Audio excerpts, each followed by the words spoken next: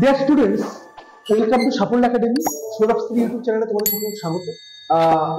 আমরা আজকে এনেছি, দেখো আমরা পাটিগণিতের নতুন একটা সেট এনেছি, আমরা অ্যারিথমেটিকের সেট, এবং তোমাদের প্রিভিয়াস ইয়ারে যে কোশ্চেনগুলো এসছে তার উপর কিন্তু বেস করে সেটটা তৈরি করা হয়েছে। তোমাদের আপকামিং যে এক্সাম গুলো আছে তার জন্য এগুলো খুব দরকারি সেট একটা, তোমরা ভালো করে সেটটা মন দিয়ে শোনো। তোমাদের দেখো ফার্স্ট কোশ্চেন আমাদের কি আসছে, দেখো ফার্স্ট কোশ্চেন দেখো আমাদের আসছে, চক্রবৃদ্ধি সুদের হার কত হলে 500 টাকা 2 বছরে সুদে আসলে হবে 625 টাকা, সরি 605। দেখো তাহলে আমরা কি জানি, আমরা জানি চক্রবৃদ্ধি সুদের সূত্র জানি কি, আমরা অ্যামাউন্ট সমান principal 1 plus r by 100 whole to the power t জানি।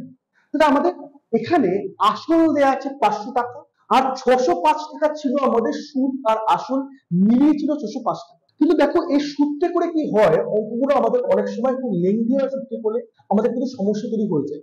আমরা কিন্তু জেনারেল কনসেপ্ট অ্যাপ্লাই করে কিন্তু চক্রবৃদ্ধি সুদের অঙ্কগুলো করতে পারি, আমাদের কিন্তু সূত্র ছাড়াই কিন্তু করতে হবে অঙ্ক। মন দিয়ে শোনো কি বলছে। তাহলে দেখো আমি যদি বলি আসল ছিল আমার 500 টাকা, আর সুদ আসল আমাদের হয়ে গেল কত টাকা, দেখো 605 টাকা। তাহলে সুদ আসল মিলে 605 টাকা। যখনই তোমাকে সুদের হার বার করতে বলবে তখন তোমরা কেটে এটাকে ছোট করবে। তাহলে 500 কেটে হয় কি, 5 দিয়ে কেটে হয় 5, 100 হয়, আর 5 দিয়ে কেটে হয় এটা 121 হয়। আমরা আর কাটবো না।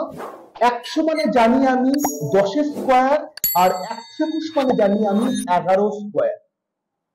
তাহলে কিন্তু আমাদের কিন্তু ফর্মটা আমাদের আসবে যখন তোমাদের সুদের হার বার করতে দেবে, তখন কিন্তু আমরা এইভাবেই একটা স্কোয়ারে বা কিউবে এটাকে আনবো। ভাববো কি, ভাববো এটাই যে আসল ছিল 10 টাকা, সুদ আসল বেড়ে হয়ে গেল 11 টাকা। তার মানে আমাকে সুদ দিল 11 মাইনাস 10, 1 টাকা দিল সুদটা। সুদটা কার উপর দিল? সুদটা দিল অবশ্যই যে আমার আসল ছিল 10 টাকার উপর সুদটা দিল 1 টাকা, কিন্তু দেখো 100%। তার মানে আমার রেট অফ ইন্টারেস্ট বা সুদের হারটা বেরিয়ে গেল, দেখো আমার 10%। মানে এখানে কিন্তু আমাদের সূত্রে কোনো প্রয়োগ করতেই হলো না। 500 টাকা ছিল আমাদের আসল, সুদ আসল হলো 605 টাকা। আমি 5 দিয়ে কেটে 100, 121 করলাম। 100 মানে 10 স্কোয়ার, 121 মানে 11 স্কোয়ার। 10 টাকা থেকে 11 টাকা হওয়া মানে সুদটা বেড়ে হয় 1 টাকা। কার উপর বাড়বে? আসলের উপর বাড়বে, 10 এর উপর বাড়বে, কিন্তু 100%, মানে দেখো হলো আমার 10%। অপশন দেখো আমাদের সি আছে 10%, এটাই দেখো অ্যান্সার। তাহলে ফার্স্ট কোশ্চেন গেল, আমাদের অ্যান্সার হলো দেখো 10%। কোশ্চেন নাম্বার 1, আমি 2 যাচ্ছি, দেখো কি আছে কোশ্চেন তোমাদের। কোশ্চেন নাম্বার 2 দেখো আমাদের কি বলা আছে, আমাদের বলা আছে বার্ষিক 4% চক্রবৃদ্ধি সুদের হারে 625 টাকা কত বছরে সুদে আসলে 676 টাকা হবে। এখানেও কিন্তু একই কন্ডিশন আমি বলবো, এখানে কিন্তু আমাদের সূত্রের কোনো অ্যাপ্লাই করতে হবে না। তোমরা জাস্ট দুটো জিনিসকে লেখো, একটা লেখো তোমরা 625, তোমরা একটা লেখো 676। ভাবো 625টা কার স্কোয়ার?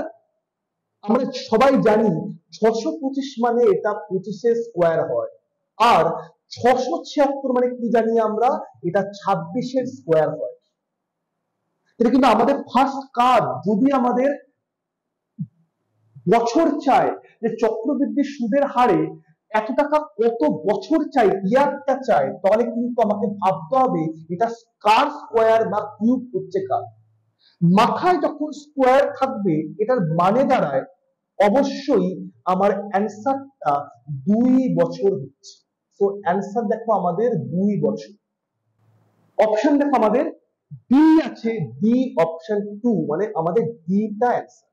তাহলে কি বললাম, যখন তোমরা চক্রবৃদ্ধি সুদের হারে বছর পাবে, ঠিক এভাবেই তোমরা তাকে স্কোয়ার বা কিউব করে তোমরা লিখবে।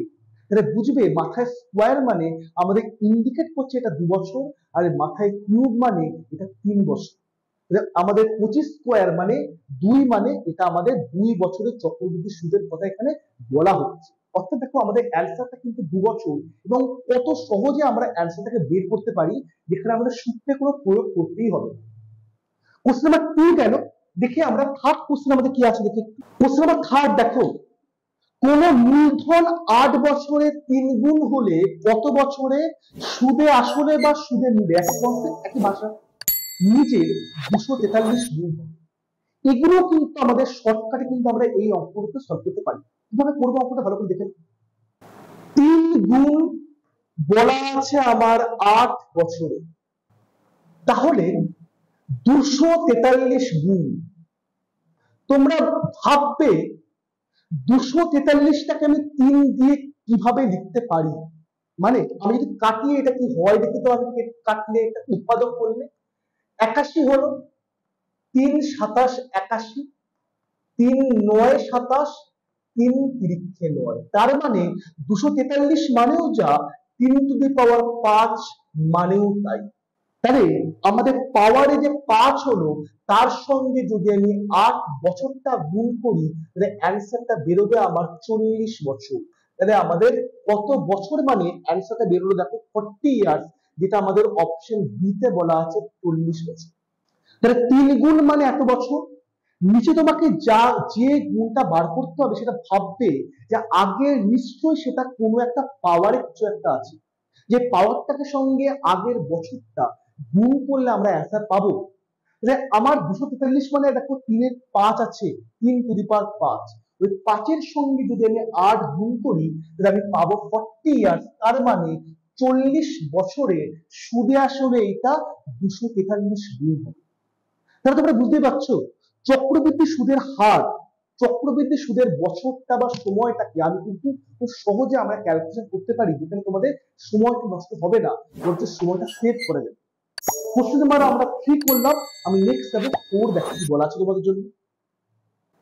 কোশ্চেন নাম্বার 4 দেখো কি বলা আছে, চক্রবৃদ্ধি সুদের হারে, এটাও একটা অঙ্ক আমাদের, কম্পাউন্ড ইন্টারেস্ট আমাদের পরীক্ষার জন্য খুব এসেন্সিয়াল একটা চ্যাপ্টার। কি বলেছে দেখো, 5,000 টাকা একই সুদের হারে 2 বছরের সরল সুদ ও চক্রবৃদ্ধি সুদের পার্থক্য 32 টাকা, তাহলে সুদের হারটা কত? অত্যন্ত ইম্পর্টেন্ট একটা অঙ্ক এটা।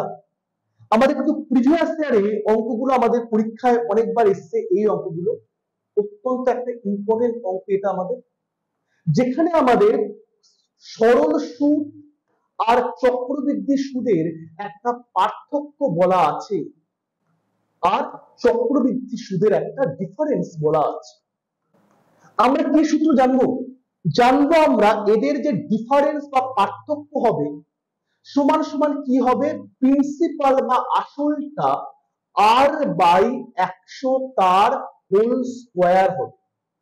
তাহলে চক্রবৃদ্ধি সুদ এবং সরল সুদের পার্থক্যটা কি হবে, ডিফারেন্সটা কি হবে, এদের আসল প্রিন্সিপাল মানে যে আসলটা ইনটু r/100 তার হোল স্কয়ার।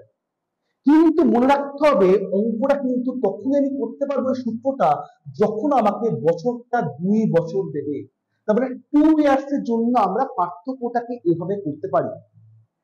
দেখো এখানে কি বলা আছে, এখানে বলা আছে পার্থক্য দেখো বলা আছে আমার 32 টাকা, প্রিন্সিপাল বা আসল ছিল 5,000 টাকা, আর স্কয়ার আর 100 স্কয়ার মানে তো 100, 4টে শূন্য বসে গেল, 3টে শূন্য কাটলাম, 5 2 10, তার মানে দেখো আর স্কয়ার মানে 32 ইন্টু 2 64, 64 মানে কি 8 স্কয়ার, তার মানে আর স্কয়ারও যা 8 স্কয়ারও তাই, তার মানে সুদের হারটা দেখো বেরোচ্ছে আমাদের 8%।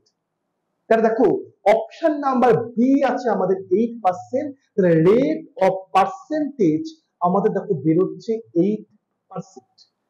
তাহলে এই সূত্র কিন্তু আমাদের খুব ইম্পর্টেন্ট একটা সূত্র, এটা আমি কিন্তু মনে রাখবো, এটা কিন্তু 2 বছরের জন্যই এটাকে আমি অ্যাপ্লাই করতে পারবো। কোশ্চেন নাম্বার তোমাদের দেখা গেল 4 গেল, আমি নেক্সট কোশ্চেন তোমাদের দেখাবো কোশ্চেন নাম্বার 5, দেখো তোমাদের কি কোশ্চেন আছে ভালো করে দেখো। কোশ্চেন নাম্বার 5 দেখো কি আছে আমাদের কোশ্চেন, কোন আসলের 2% হারে 2 বছরের সরল সুদ 60 টাকা হলে চক্রবৃদ্ধি সুদটা কত? আমি কিন্তু আগের অঙ্কটা করলাম যেখানে সরল সুদ এবং চক্রবৃদ্ধি সুদের ডাইরেক্টলি পার্থক্যটা দেওয়া ছিল, এখানে কিন্তু দেওয়া নেই। তার মানে আমি কিন্তু এখানেও 2 বছরের জন্য একটা আলাদা সূত্র অ্যাপ্লাই করতে পারবো। কি সূত্র অ্যাপ্লাই করবো? দেখো সূত্রটা আমার এটা দাঁড়ায়, সিম্পল ইন্টারেস্ট বা সরল সুদ বা কম্পাউন্ড ইন্টারেস্ট বা চক্রবৃদ্ধি সুদ সমান সমান আমি লিখতে পারবো 200/200 প্লাস আর, মানে রেট অফ ইন্টারেস্ট।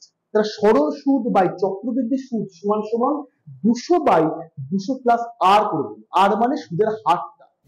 এটাও কিন্তু আমাদের 2 বছরের জন্যই এটাকে আমি অ্যাপ্লাই করতে পারবো। তোমাদের কিন্তু দেখো কোশ্চেনে কিন্তু বলা আছে এটা 2 বছরের জন্যই। তাহলে আমাদের বার করতে হবে চক্রবৃদ্ধি সুদ।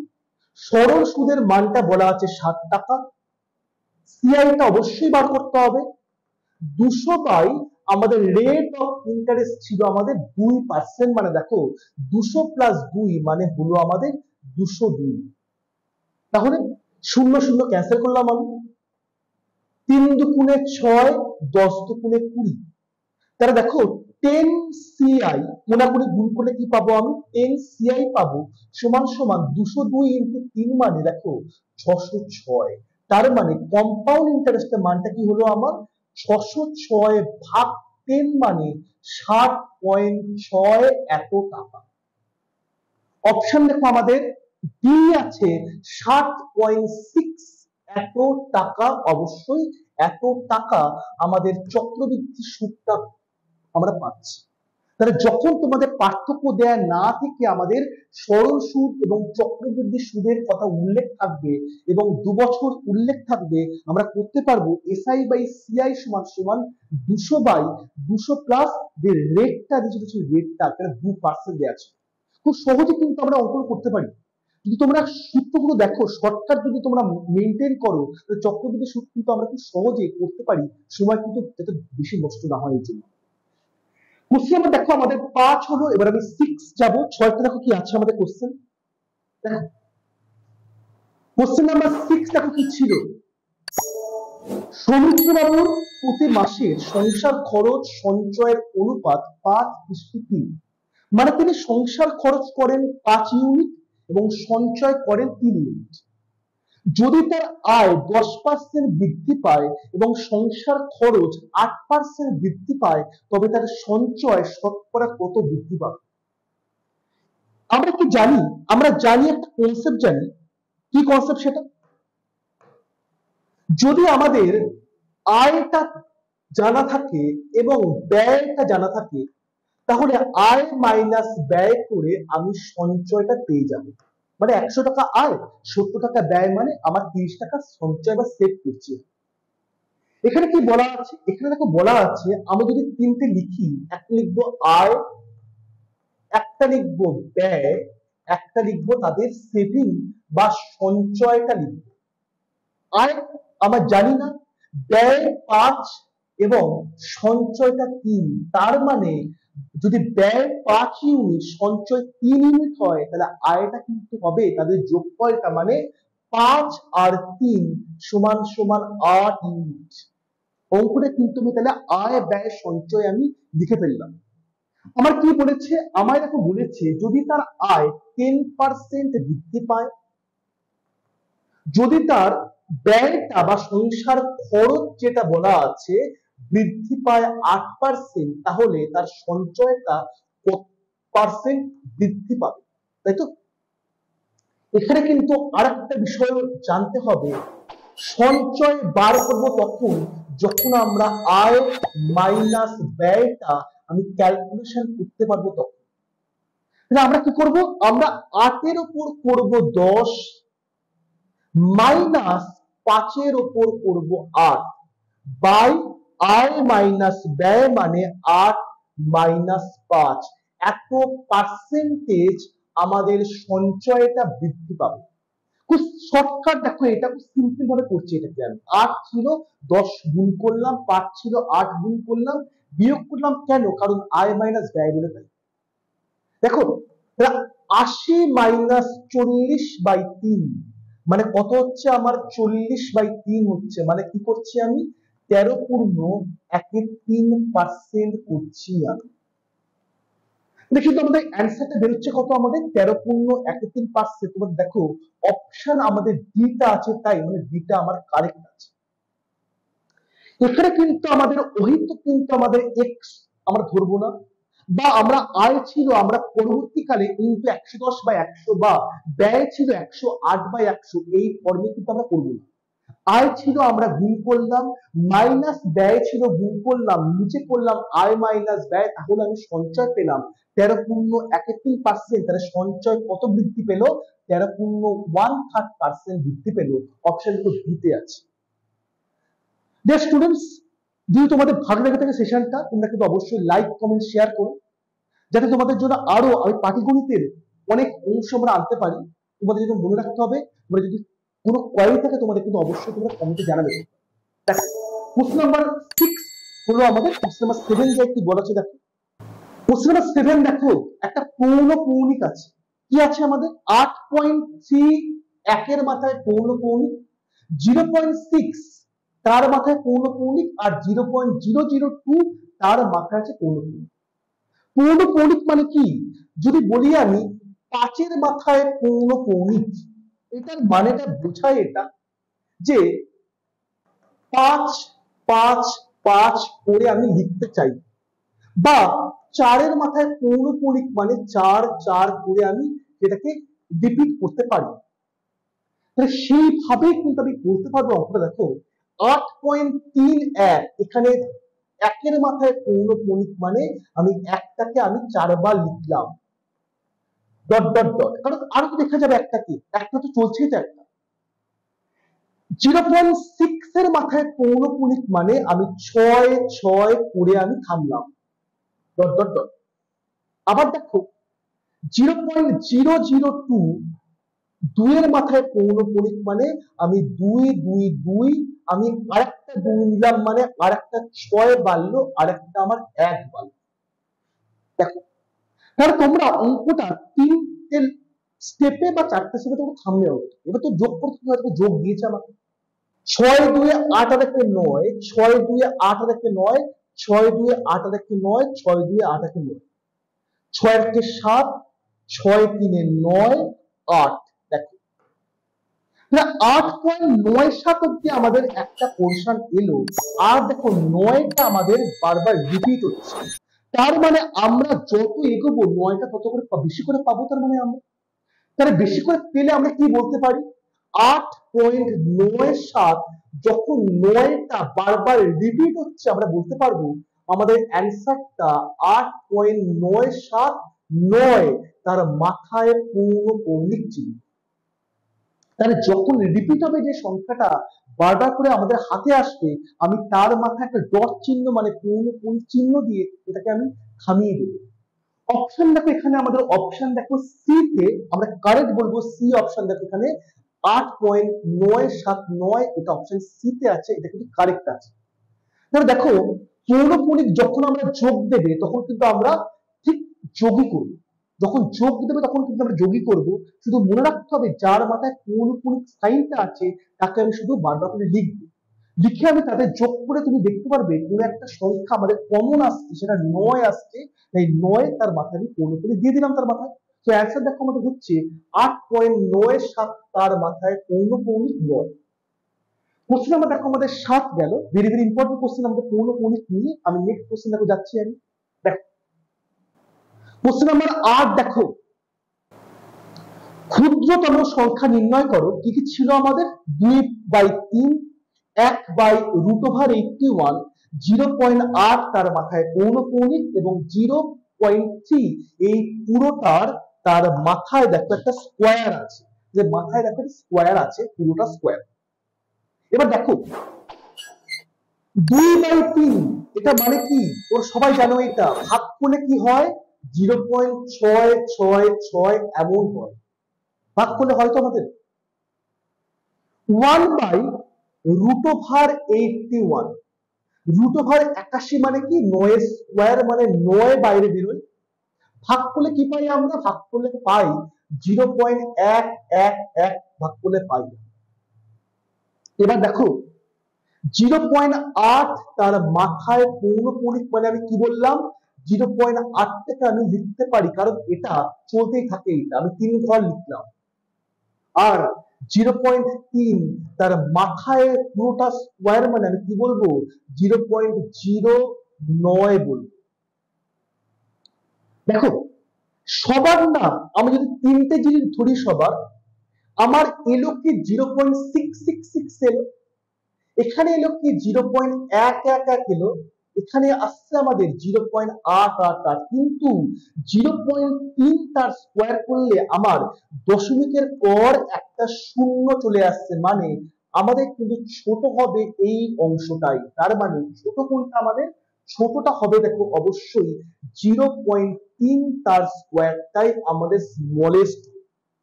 তাহলে যখন তোমাদের ক্ষুদ্রতম দেবে তখন কিন্তু তোমরা কি করবে, সেটাকে ভাঙবে, সেটাকে ভেঙে দেখবে কোনটার ভাগফলটা ছোট হবে, সেটাই কিন্তু আমাদের অ্যান্সার আমি বার করতে পারবো।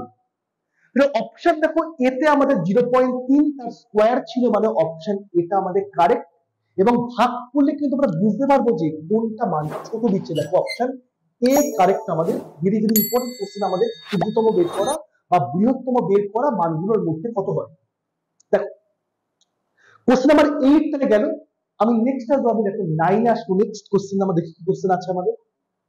কোশ্চেন নাম্বার 9 দেখো, দুটি সংখ্যার অনুপাত 2:3, যদি উভয় সংখ্যা থেকে 12 বিয়োগ করা হয় তবে সংখ্যা দুটো অনুপাত হয় 5:8।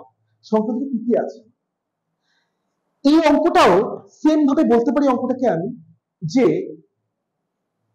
ছিল আমার 2:3 হলো আমার 5:8। আমার কিন্তু মনে রাখতে হবে গ্যাপ কিন্তু আমাকে সেম করতে হবে। 2 থেকে 5 গ্যাপ দেখো 3, আর 3 থেকে 8 গ্যাপ 5, সেম তো নয়। কি করে সেমটা করব, সেম করব 5 থেকে 8 3, আর 2 থেকে 3 1, তাহলে 3 দুগুণে 6, 3 তিরিকে 9, 5 আর 8। আমি এখানে 3 দিয়ে গুণ, এখানে আমি 3 দিয়ে গুণ করব। 6 ছিল 5 1 কমলো, 9 ছিল 8 1 কমলো, 1 মানে দেখো আমাদের 12। তাহলে 6 মানে কত, 6 মানে 72, আর 9 মানে কত, 9 মানে 108। তাহলে সংখ্যা দুটো আমার 72 আর 108। অপশন দেখো, অপশন আমাদের সি তে ছিল 72 বা আর 108। তার মানে আমি কিন্তু বলতে পারি যখন আমাদের গ্যাপটা সমান নয় তখন কিন্তু 5 8 3, 3 দিয়ে গুণ করব 2, আর 3 কে 6 থেকে 5, 9 থেকে 8, গ্যাপটা 1 মানে 1 যদি 12 হয় তো 6 কত আর 9 কত, সিম্পল আমরা করতে পারি। আমরা ভালো করে দেখো তোমরা অঙ্কটাকে, অর্থাৎ সংখ্যা দুটো হলো কি, একটা দেখো হলো 72, একটা হলো আমার 108। কোশ্চেন নাম্বার 9 হলো আমাদের, এবার আমরা 10 যাই দেখি কি আছে আমাদের। দেখো দেখো কোশ্চেন নাম্বার 9 আমাদের হলো। নেক্সট কোশ্চেন আমাদের দেখো 10 এসছে, কি কোশ্চেন আমাদের এসছে, একটি ব্যাগে 1 টাকা 50 পয়সা 25 পয়সা কয়েনের অনুপাত 5-6-8, ব্যাগে মোট টাকা 210 টাকা থাকলে তবে 25 পয়সা সংখ্যা কত হবে।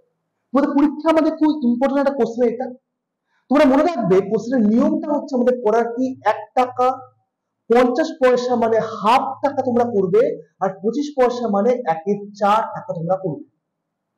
আমাদের দেখো সংখ্যার অনুপাত ছিল, নাম্বার ছিল আমাদের 5 6 8 ছিল, বার করতে হবে ভ্যালুটা কত, মূল্যটা কত। তাহলে 1 টাকার 5টা কয়েন মানে 5 টাকায় আমার আছে, আমি বলতে পারি 50 পয়সার হাফ মানে 50 পয়সার 6টা কয়েন মানে আমার কাছে 3 টাকা আছে, আর 25 পয়সার 8টা কয়েন মানে আমার কাছে 2 টাকা আছে। কেন করলাম, কারণ আমাদের কিন্তু মোট 210 টাকা দেয়া ছিল, মানে এটা ভ্যালু ছিল, কিন্তু আমাদের দেখো নাম্বার ছিল, কয়েনের সংখ্যা ছিল। তাহলে 5 3 2 এটা যোগ করে কত হচ্ছে আমার 10 হচ্ছে। এই 10 মানেই দেখো দেয়া আছে আমাদের 210, তাহলে 1 মানে দেখো 21, আর আমাদের বার করতে হবে 25 পয়সা সংখ্যা মানে 8 মানে কত, 8 মানে দেখো 21 ইন্টু 8 মানে 168। তাহলে 25 পয়সার সংখ্যা কত আছে আমাদের কাছে, 168 ঠিক কাজ। অত্যন্ত তোমাদের ইম্পর্টেন্ট একটা কোশ্চেন। যে আমাদের কাছে 3 প্রকার কয়েন ছিল, 1 টাকা, 50 পয়সা এবং 25 পয়সা। তাদের নাম্বার থাকলে 5, 6, 8, তাদের ভ্যালু আছে 5, 3, 2। কারণ 50 পয়সার 6টা মানে 3 টাকা, 25 পয়সা 8টা 4টা। এই তিনটে মিলিয়ে 10-এ যদি 210 হয়, একে হবে 21। তাহলে আমাকে বার করতে হবে 8-এ কত, 8-এ হবে 168। মানে দেখো এটাই আছে। ডিয়ার স্টুডেন্টস, তাহলে আমাদের 10টা আমরা ইম্পর্টেন্ট কোশ্চেন সলভ করলাম, আমাদের অ্যারিথমেটিকে সলভ করলাম। তোমরা কিন্তু অবশ্যই সেশনটা পুরো দেখবে। যদি কোনো কোশ্চেন তোমাদের প্রয়োজন হয়, কমেন্ট তোমরা করবে, লাইক করবে, শেয়ার করবে সেটাকে, যাতে ভবিষ্যতে আমি তোমাদের কথা ভেবে আরো তোমাদের কোশ্চেন তোমাদের আনতে পারি, তোমাদের আপকামিং পরীক্ষার জন্য যাতে তোমাদের আরো উপকার হয়, তোমাদের আরো সুবিধা হয়। Thank you.